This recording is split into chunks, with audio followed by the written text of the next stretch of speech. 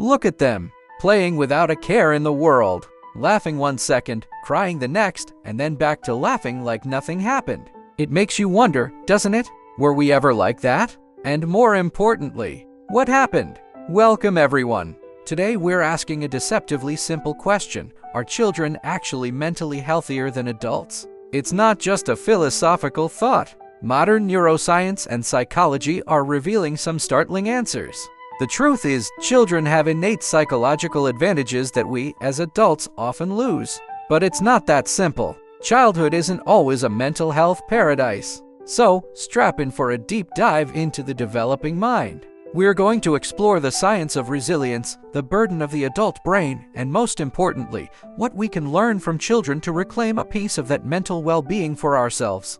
First, let's define our terms. When we say mentally healthier, what do we mean? For this video, we're not just talking about the absence of a clinical disorder like depression. We're talking about a set of traits that contribute to overall well-being, much like the World Health Organization's definition of mental health as a state of well-being where an individual realizes their abilities, copes with normal stresses of life, and works productively.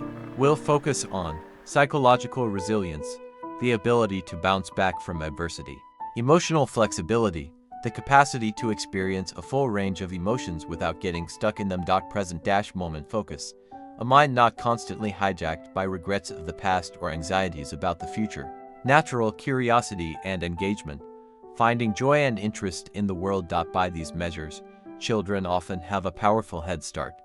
Let's look at the first and biggest reason why: their incredible brains. The number one advantage children have is neuroplasticity.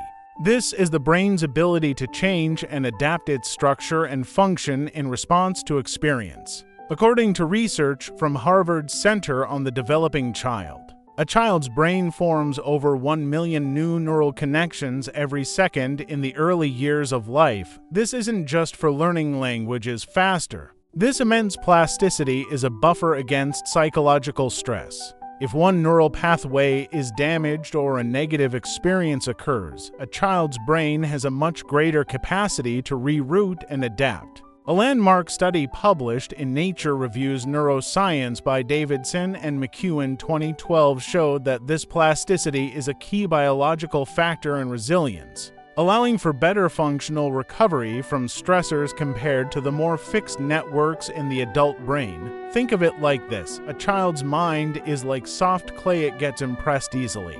But those impressions can also be smoothed over and reshaped. An adult's mind is more like hardened pottery, stronger and more detailed, but a sharp impact is more likely to cause a crack.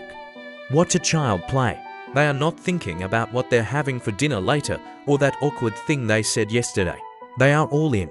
This is a natural state of mindfulness.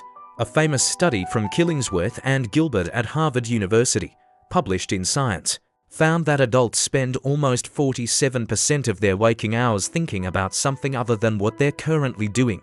This mind wandering was a significant predictor of unhappiness. Children don't have this problem. Their default mode network, the brain network associated with self-referential thought and rumination, is not yet fully developed. This is a double-edged sword, which we'll get to, but for mental well-being, it's a huge advantage. They feel an emotion, express it, and it passes. They don't brew on it for days, amplifying anxiety and depression. Research in the journal Psychological Science by Nolan Hoeksema et al. Has definitively linked this tendency to ruminate as a core mechanism in the onset and maintenance of major depressive disorder in adults. Children are largely free from this burden.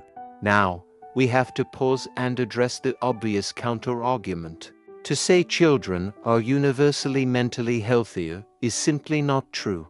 Childhood can be a time of intense vulnerability. Why? Because a child's mental health is almost entirely dependent on their environment. The very plasticity that makes them resilient also makes them exceptionally vulnerable to trauma, abuse, and neglect.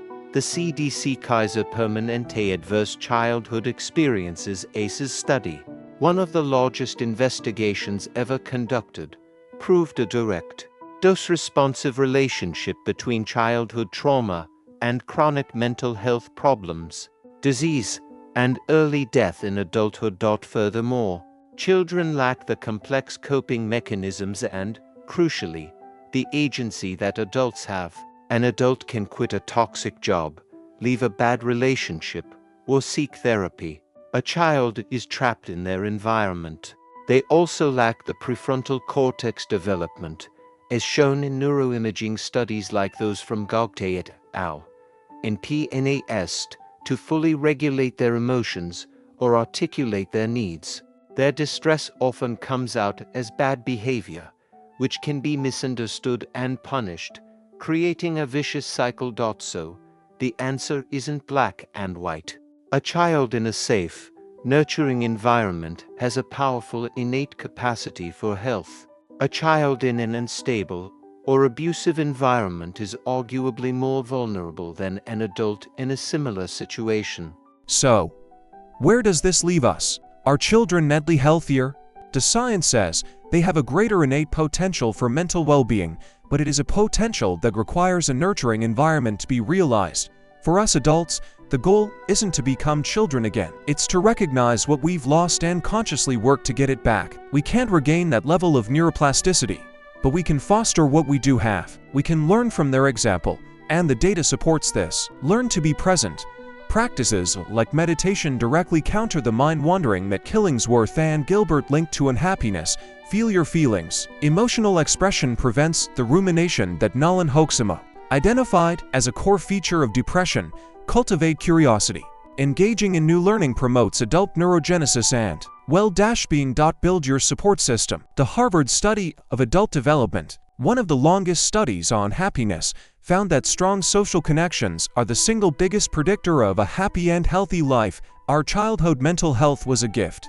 Our adult mental health is a responsibility. It's a garden we have to actively tend. But the blueprint for that garden, we had it all along. What do you think? Do you feel like you've lost or gained mental resilience since childhood? I'd love to hear your stories in the comments below. If this video gave you a new perspective, give it a thumbs up and share it with someone who might need it. And subscribe for more deep dives into the science of the mind. Thanks for watching.